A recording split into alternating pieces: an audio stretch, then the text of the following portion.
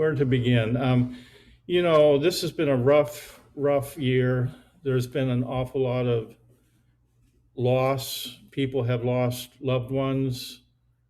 Families have lost loved ones. And in many cases, people have died not being able to be with their families, which is just a terrible tragedy. And I think there's a lot of grief in the country and the world right now, and there are still countries such as India which are experiencing terrible suffering right now. So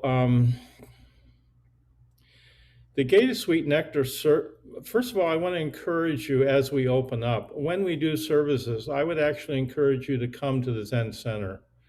We can still do services by Zoom, but I don't think it's the same thing. When we do a service, it's a physical activity and it's embodied and it's communal.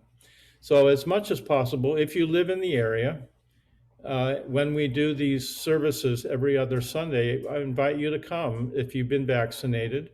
And we are now practicing together without masks, and we're still practicing social distancing. The Gate of Sweet Nectar is really a treasure of our lineage, and I won't tell you the whole history of how it developed, but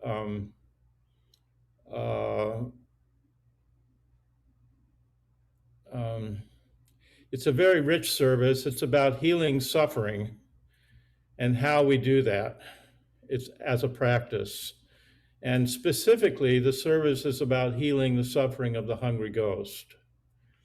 And as you may know, in our tradition, in the Buddhist tradition, there are 6 realms of suffering that are considered to be 6 realms of suffering. There's the hell realm, the hungry ghost realm, the animal realm, the human realm, the devas, or the jealous god realm, and the heaven realm.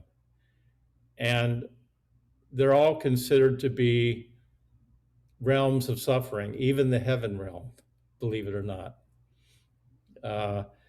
And so in the hell realm is characterized by anger, hot and cold anger, and a lot of claustrophobia.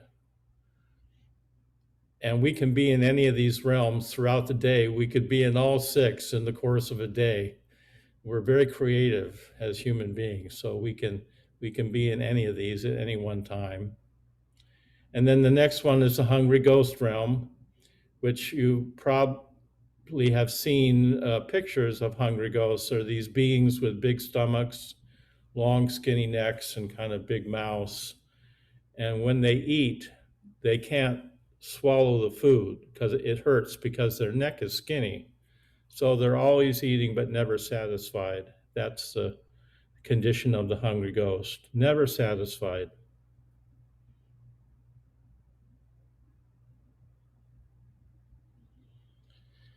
And then the animal realm is characterized by kind of just plodding along very seriously without any sense of humor and just kind of going for the goal without any humor at all. And then the human realm is characterized by doubt and a lot of fussiness in terms of our likes and dislikes and what is in fashion and what music we like and don't like and all of those things.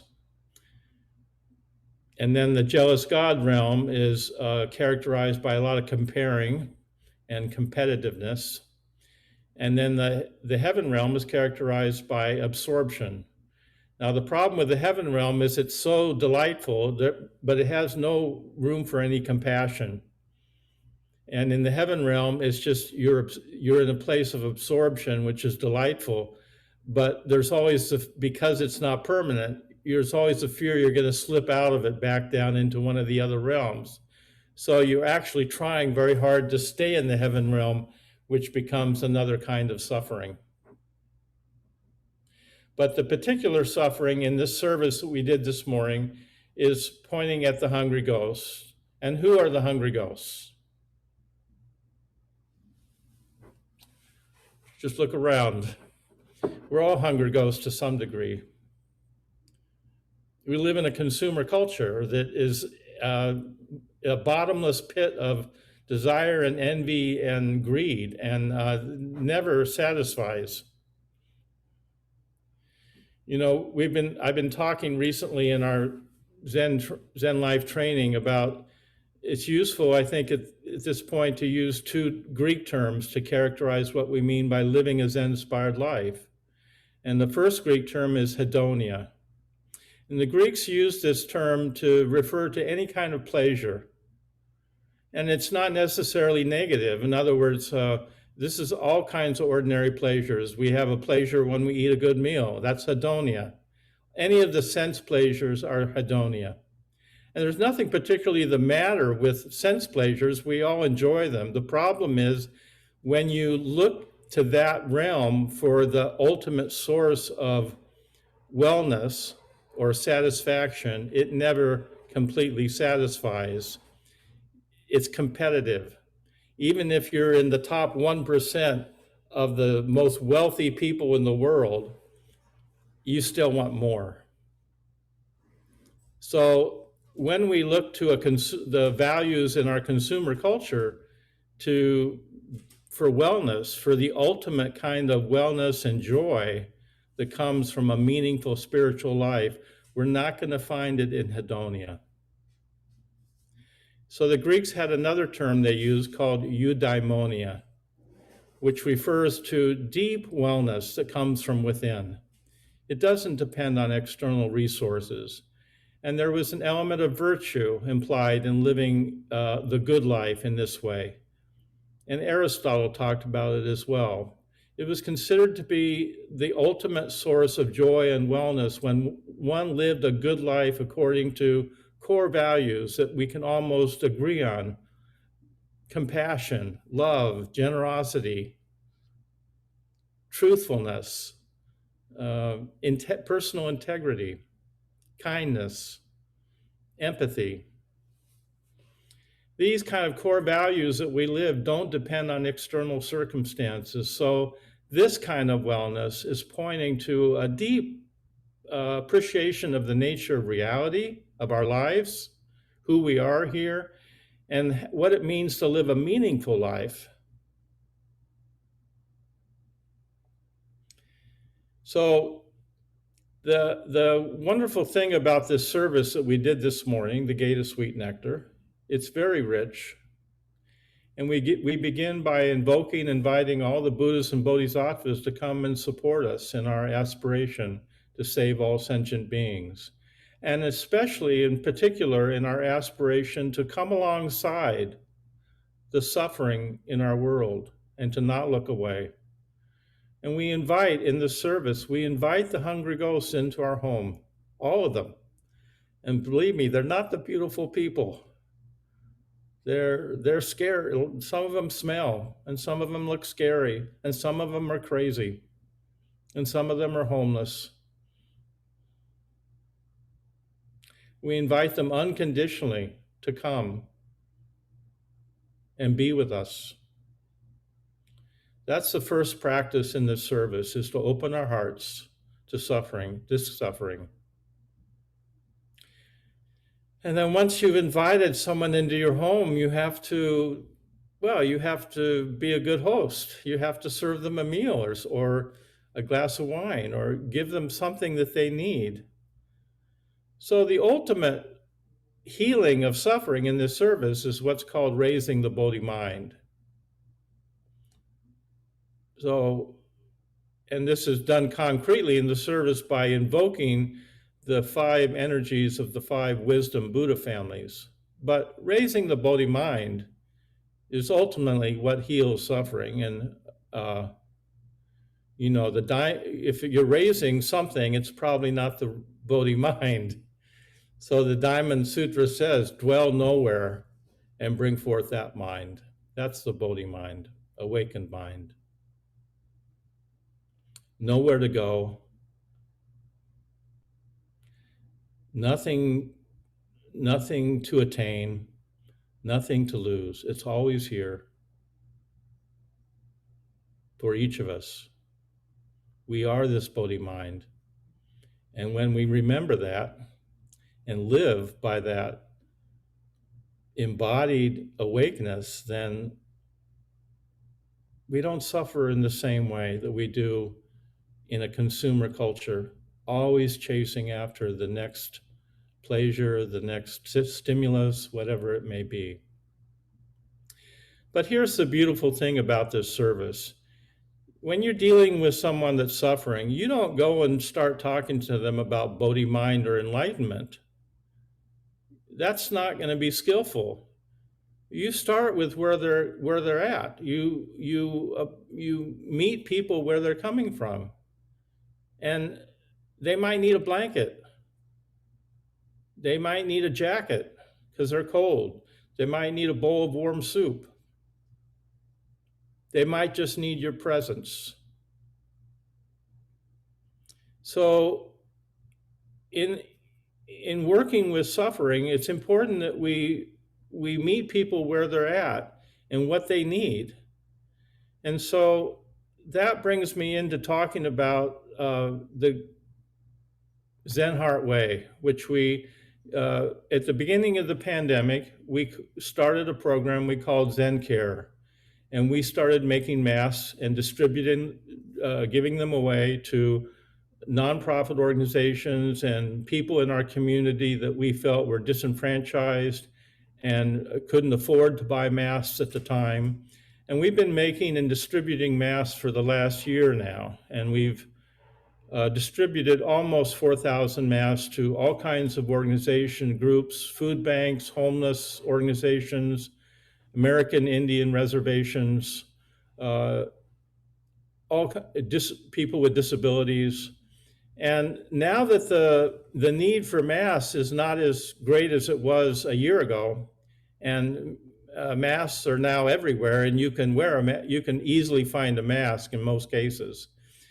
We've shifted our program, and we now also renamed it. Instead of Zen Care, we're calling it Zen Heart Way. And what we have done is we brought this program into our priest circle, which is overseeing the program. And we are trying to meet people's needs as we see them in our own community. And there is people have a lot of needs for food. People are being, in some cases, losing their housing or their apartment. They're being evicted, or their cars break down. They can't feed their kids. There's all kinds of needs in our community. And the idea of our program is we don't want to just give money to a cause, as worthy as that would be. We want this to be personal and direct relationships in our community among our Sangha members, among you, so that if you have a friend who's suffering that needs help, you could come to us and tell us about them, and the priest circle would then vet that particular situation, and we would make some determination about what is the most effective gift we could give for this particular person. In many cases, we've been doing this program now for about 2 months, and I'll read you some of our stories. We keep the identities of the people we work with anonymous. So the names that I'll read, that you can read on our website, are not the real names of the people that we're working with. And in most cases, we're giving them a gift card to Walmart, a $250 gift card. In one case, we sent books to someone in prison that was starting a meditation practice and wanted some books on Buddhism. In another case, we helped a woman fix her car at the car mechanic. She was having to choose between fixing her car and buying food for her children. So we helped her fix her car. And so the Zen Center, we seeded this Zen Heart Fund with $3,000 to begin with. And the idea was that as this is a work in progress, and we would begin this by just trying to make connections in our community where the need is great and try to be of some service. And one of the objections that comes up is, well, the need is so great. $250 doesn't go very far. That's true. But that doesn't stop us from giving someone a bowl of soup. They need the bowl of soup now, today. And if we can give them a bowl of soup, we can give them a bowl of soup. We may not be able to pay their rent, but in the practice of giving and generosity in our tradition, we really don't think about the outcome so much. We just give. In other words, in our tradition, we say the gift is empty, and the giver is empty, and the receiver is empty. So the act of generosity is we just do it. And we don't try to determine whether the gift is not enough or anything we don't try to measure it in that way. We just give what we can. And the idea was maybe this program would grow into something that would be where we could do more. And so I'm asking all of you today to give something to this program, not to the Zen Center in general as a donation, but to give something to the Zen Heart Way. We seeded this with $3,000. We are managing it through the priest circle, and we've spent about $1,300 of that $3,000 so far. We've been doing it for about 2 months. We have worked with about 7 people so far.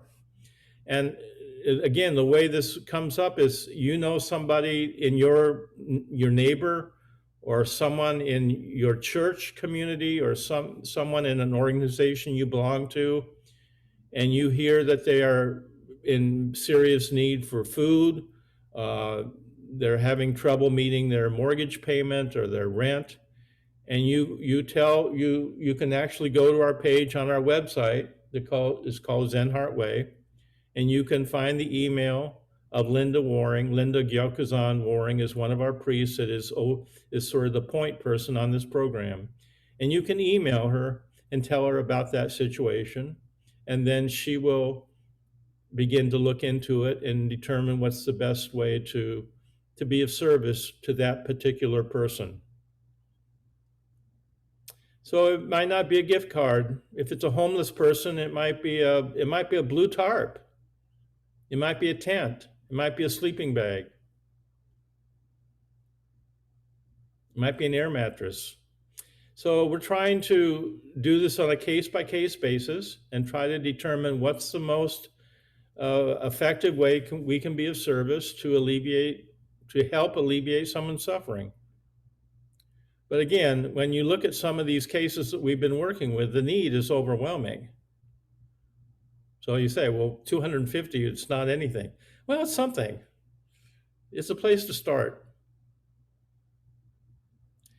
And the idea is that if you like the idea that we're doing this, you could support it, and we could grow this, and maybe eventually we could get a grant, and it becomes something where we're being of service in even a better way.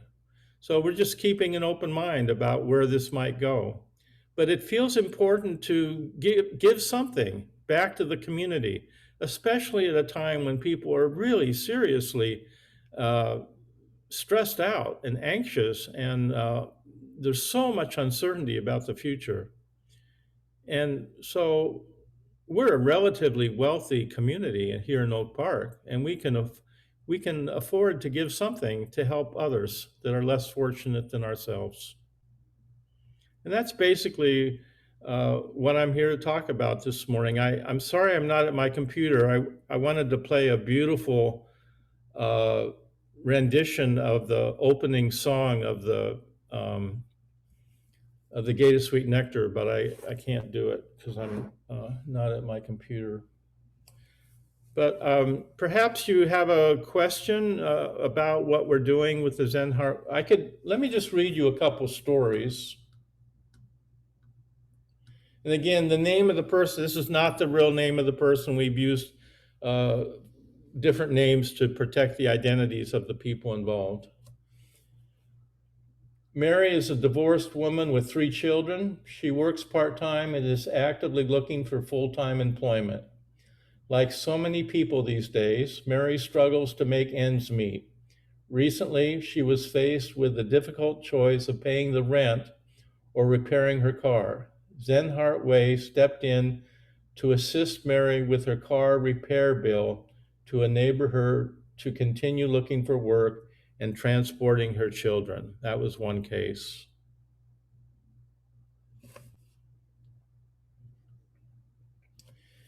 Esperanza is a mother of 2 children and a survivor of domestic violence. A lifelong struggle with depression and hospitalization makes consistent employment difficult. Zen Heartway was able to furnish Esperanza with a gift card to help her meet her basic needs. And so far, our gift cards have been to Walmart. Gabriella is a single mother of 3 children. Orie, one of her children, has special needs and was recently hospitalized. Gabriella has cerebral palsy and is not able to work. She is currently recovering from the COVID virus. Gabriella is also a victim of domestic violence and a breast cancer survivor. Her deep faith is the source of her amazing resilience. We gave Gabriella a gift card to help ease her journey. So in many of these cases we're working with, the needs are enormous. And it feels like a $250 gift card is not much, but it's something. And it's a place where we can begin to feed the hungry ghost. And in the service that we did this morning, like I said, when we do this, when we activate our vows to save all sentient beings, we do it in small acts of kindness that are practical and doable. You give someone that's begging on the street, you give them something, or you don't. So it's not so much the size of the gift that matters, it's the giving. It's the opening our hearts. And when we do, when we're all naturally generous, and we know what it feels like when we let go and just give. And it always feels good because we're letting go.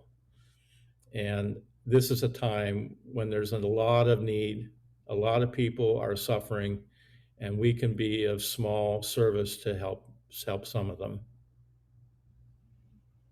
So any questions about this? What time is it? Any questions about this program, the Zen Heart Way? Comments? Morning, Morning, Roshi. Roshi. Good morning. It's It's Jackie. Jackie. Hi, Jackie. Forgive my camera being off. That's okay. We're all having technical difficulties this morning. Yes, I just have a question about giving. When When we have silent auctions, many of us have skills or trades that we auction. Is that Is that something we should consider to to be contributing to this, or is this just financial giving? Right now, it's financial assistance primarily, but it could grow into something else. So that's an interesting thought, and we could certainly entertain that if people have skills to offer, that they could contribute to someone assisting them in some kind of difficulty they're having. That's a possibility. Okay, Thank you. Yeah, we want to emphasize that right now, the way we're doing this is a one-time gift. So we have to be clear to people. We're giving you a gift card, it's worth $250 to Walmart, and it's a one-time gift. We are not making a commitment to pay your rent or to pay you more than that one-time gift. And that's kind of tough, hard to do, but we have to be clear with people. Otherwise, they expect us to keep giving when we can't do that. So that's the nature of the program so far. It could grow into something where we are offering our services in other areas where we have skills. But right now, it's primarily directed towards trying to meet people's financial needs, because that seems to be a huge area of uncertainty for many people. And so that's what we've been doing so far.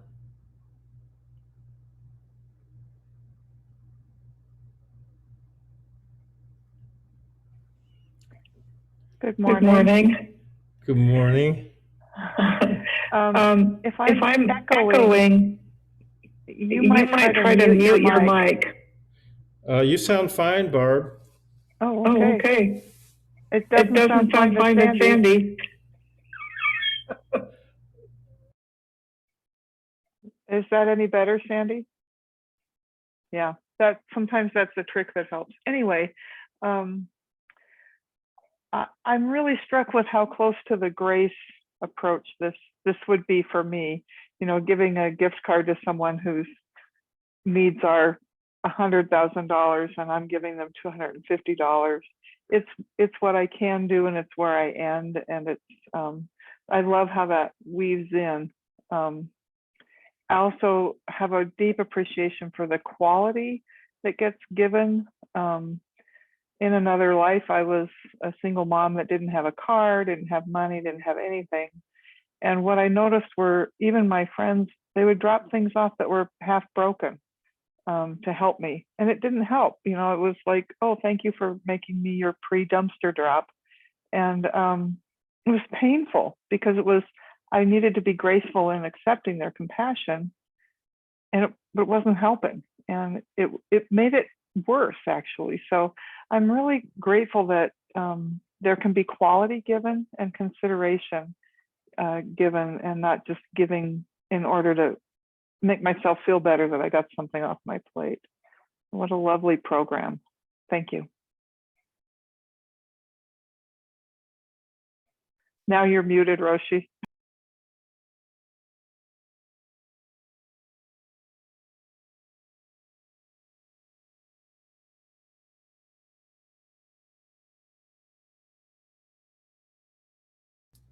Am I muted now? Okay. I forgot what I was going to say. Too many distractions here. So yes, the quality of the gift is really important, and we were collecting things for the homeless housing forward here at the beginning of the pandemic, and it's important to get new things or good things and not just give people your used clothing if it's all worn out. Yeah. So in this case, we're giving gift cards, or we're trying to make a gift that we feel is the most effective given the resources we have. So we're trying to consider the particular situation, the context, the person, and what would best meet their needs. So as I said before, our limit for our giving right now is 250 at the max, because we have a limited fund that we're working with. If we had more, maybe we could raise that amount. But it doesn't mean we'll always give $250. If the person needs a sleeping bag, and the sleeping bag, we can get a nice sleeping bag for $75, we'd give them a sleeping bag. So it's not necessarily the financial amount that's important, it's what they need and what we can give them that will contribute, that will help them. And just giving them something without thought, or some used all smelly blanket, would be really inappropriate. Yeah.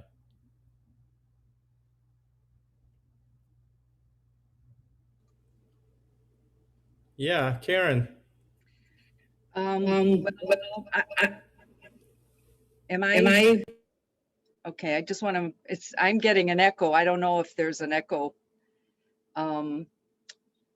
Well, two of the people that we've given cards to were people that I know. And so I had the opportunity to give them their cards. And both of them were so very touched and so grateful. And one of the women, she said, I just can't believe it. She said, they don't know me, and they're helping me, and they don't know me. So it really is a wonderful, wonderful program. And I hope that it continues, because as you said, every little bit helps. They both were very, very grateful. So thank you.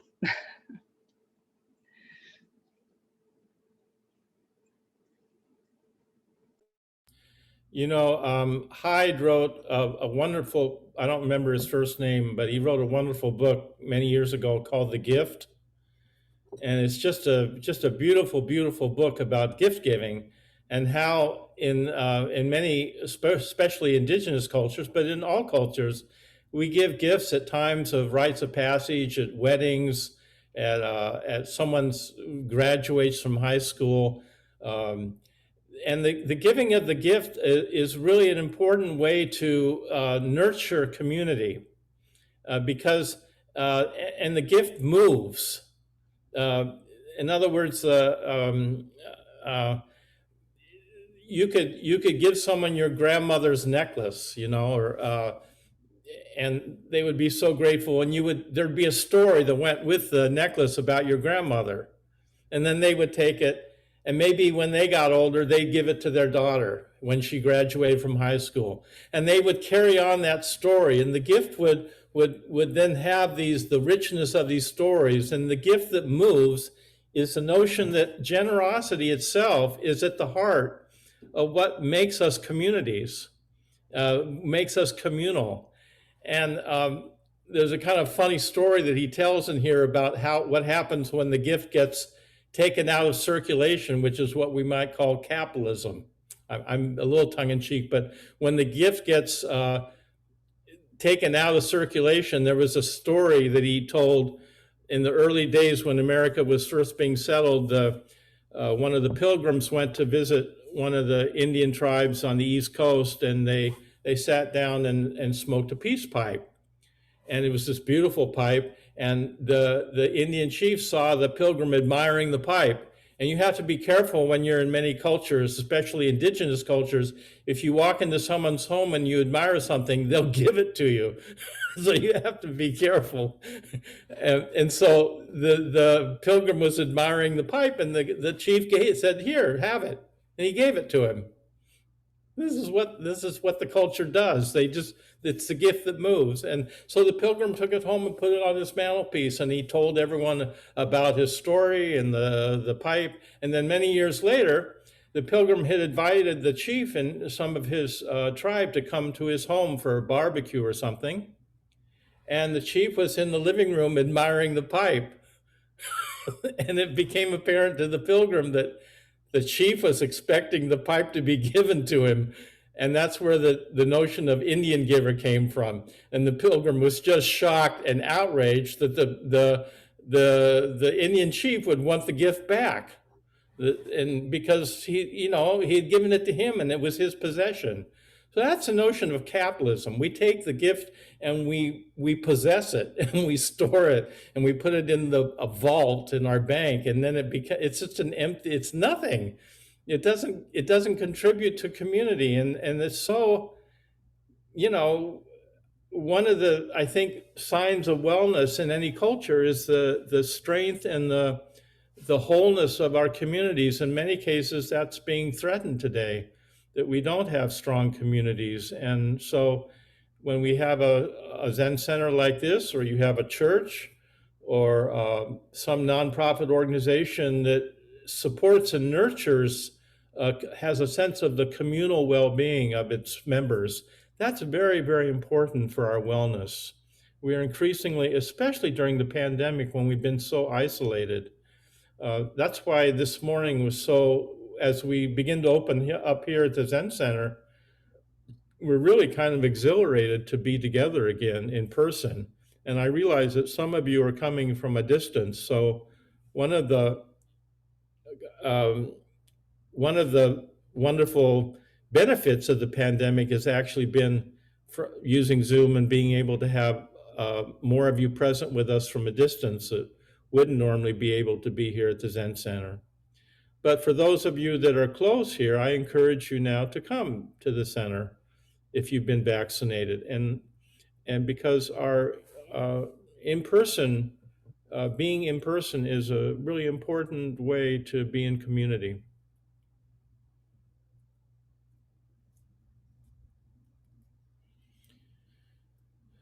So any other thoughts or questions about this or the Gate of Sweet Nectar? I'll tell you a story about the Gate of Sweet Nectar. The story is that Ananda, who was Buddha's disciple, his mother had died, and Ananda had a dream that his mother was hanging upside down from a tree and suffering in some, like a hell realm or something. And he went and told the Buddha this. And as the story goes, the Buddha gave Ananda this practice of the gate of sweet nectar to do, to help heal the suffering of his mother. And the way this gate of sweet nectar has been practiced, like in Japan, it's practiced at the time of what they call the Bon Festival, the Bon Festival. And they come together for 2 or 3 days in the temples. And the idea is to do this service to give merit to the ancestors. And I know that's not in our culture, we don't think of ancestors as being so important, but in many cultures they do. And in Japan, they certainly do. And you've probably seen pictures of little candles on boats floating in the water. And each of those candles represents an ancestor. And so they would do this service and dedicate the merits of the service to their ancestors. And I think that's a beautiful, again, a sense of a larger community. It's not all seen. We're all standing on the shoulders of our ancestors, spiritual, our kinship, and we're here because of them. And then there are the ancestors yet to come, the generations yet to come that we are in service to. And if we thought like that, we would have a much larger view of the spiritual nature of our world, and perhaps because we don't think like that, it allows us to begin to pollute the planet in the way we're doing. So this is as much a spiritual crisis as it is a ecological and technical one.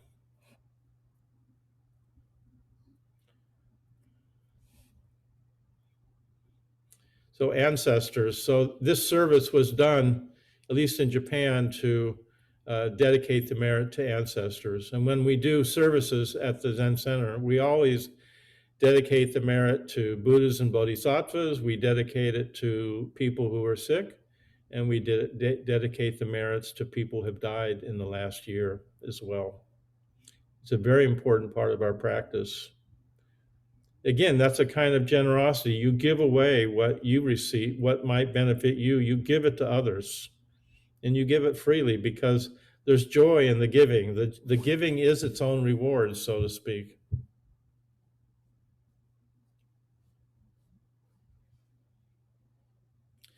Any other thoughts, questions, stories, comments?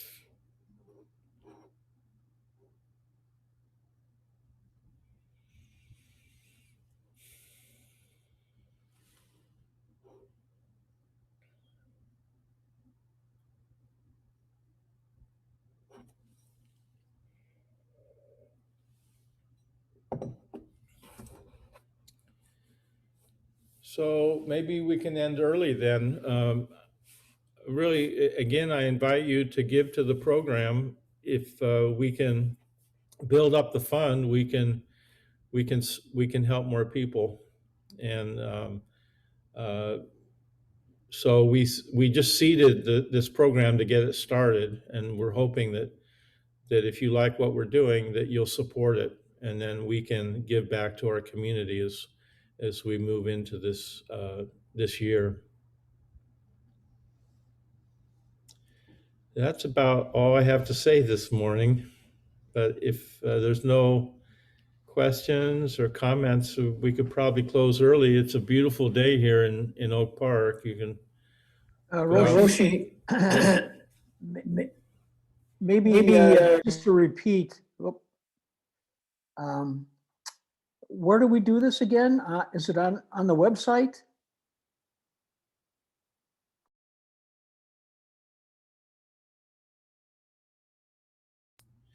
If you go on our website, you'll see the menu on the far right says Zen Heart Way, and there's a donation button on that page. When you donate from that page, we'll know it's for the Zen Heart Way and not just a general donation to the Zen Center. Yes? Okay. Yes? Mute. So mute yourself. Yeah, there's a link, Earl, in the chat. I'm sorry, it keeps muting me. Am I unmuted? There's a link in the chat. Yes, there's a link in the chat to the Zen Heart Way page. But the Zen Heart Way page is on our website. And if you go to the menu in the far upper right on our Zen Life and Meditation Center website, it says Zen Heart Way. If you go to that page, there's a donation button on that page. And when you donate from that page, we will know you're donating for this particular program. And that money will go into our fund.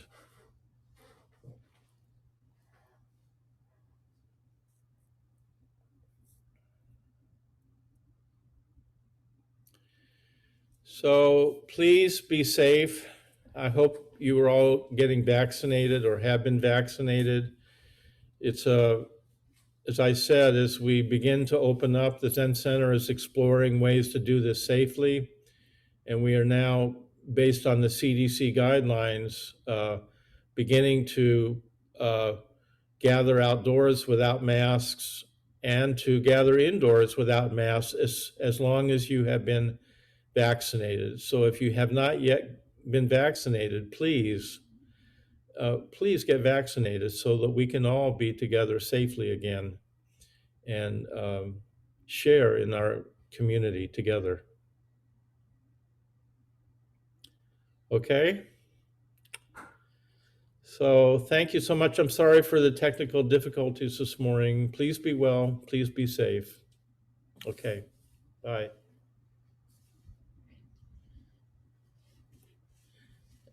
And what do I do?